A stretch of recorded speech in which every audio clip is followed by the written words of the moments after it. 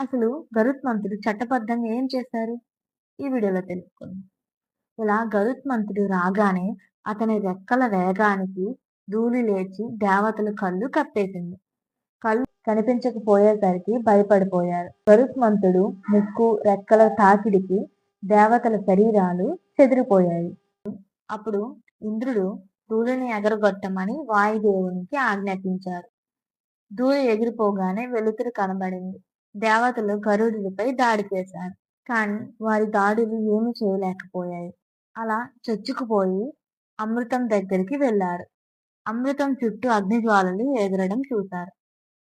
అప్పుడు గరుత్మంతుడు తన శరీరాన్ని 8,100 ముఖాలు కల్పించుకొని అనేక నదులలోని నీరు పట్టి తెచ్చి ఎగసే జ్వాలల మీద చిటకరించాడు. అగ్ని చల్లారాక అతడు శరీరం చిన్నగా చేసుకొని ముందుకు వెళ్లారు. సూర్యకిరణాలు లాగా తేజోమయమైన బంగారు కాంతి గల శరీరంతో గరుత్మంతుడు తీవ్ర వేగంతో అమృతం ఉన్న చోటికి చేరారు. అక్కడ ఒక చక్రం తిరుగుతూ ఉండటం చూశారు. దాని అంచులు చాలా పదునుగా ఉన్నాయి. ఆ చక్రం సూర్యుని అగ్నిలా మండుతుంది. అది పర్వతాన్ని రక్షిస్తుంది. తన శరీరాన్ని మళ్ళీ చిన్నగా చేసుకొని ఆ చక్రపు సందుల నుండి అంచుల నుండి లోపలికి దూరిపోయారు. అక్కడ అమృతాన్ని రక్షిస్తూ 2 భయంకర సర్పాలు కూడా కనిపించాయి.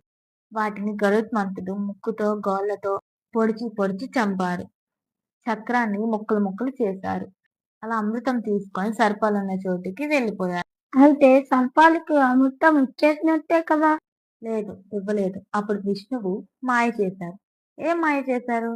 అది తెలిసిన వాళ్ళు కామెంట్ చేసి నెక్స్ట్ పార్ట్ కోసం వెయిట్ చేయండి. ఇలాంటి మరింత కంటెంట్ కావాలనుకుంటే మన పేజ్ని ఫాలో చేసి లైక్ చేసుకోండి.